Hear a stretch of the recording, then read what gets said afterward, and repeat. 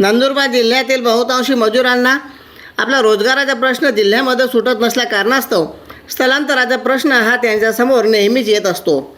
नंदुरबार जिल्ह्यात रोजगाराचा प्रश्न सुटत नसल्या कारणास्तव गुजरात व मध्य प्रदेश राज्यात बहुतांशी मजूर हे आपल्या पोटाची खळगी भरविण्यासाठी निघत असतात.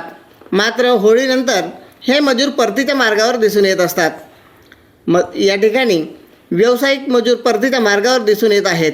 नंदुरबार जिल्ह्यातील तापी व सातपुड्याच्या पलीकडे असलेली नर्मदा खोऱ्यातील नागरिकांना बहुतांशी रोजगाराचा प्रश्न ऐरणीवर येऊन ठेपलेला आहे. या प्रश्नाचा वाचा फोडणे तितकीच महत्त्वाची गरज आहे. स्थलांतराचा मोठा प्रश्न उद्भवत असतो. म्हणून गुजरात राज्यात व्यवसायासाठी हजारोच्या संख्येने मजूर हे दरवर्षी रवाना होत असतात. नंदुरबार जिल्ह्यातील हजारो मजूर रोजगारासाठी गुजरात राज्यात व मध्य प्रदेश राज्यात स्थलांतर करीत असतात. काम संपल्यानंतर किंवा सुट्ट्यांमध्ये हे मजूर आपल्या मूळ गावी नंदुरबार जिल्ह्यामध्ये येऊन परतत असतात. गेल्या काही काळात परिसरात रोजगाराचा प्रश्न मोठ्या प्रमाणात बिकट झालेला आहे. जिल्ह्यातच स्थलांतराचे प्रमाण वाढत चाललेले आहे. यासारख्या परिस्थितीत सुमारे हजारोंच्या संख्येने अधिक मजूर सीमेवरून परतीच्या मार्गावर आज दिसून येत आहेत. स्थलांतराचे कारण म्हणजे मुख्यत्वे घराची परिस्थिती ही अत्यंत गरिबीची. आपल्या गावात, आपल्या परिसरात, आपल्या तालुक्यात, आपल्या जिल्ह्याभरात रोजगाराची कमतरता आणि शेती कामासाठी मजुरी करण्यासाठी गुजरात किंवा मध्य प्रदेश राज्यामध्ये जावे लागत असते.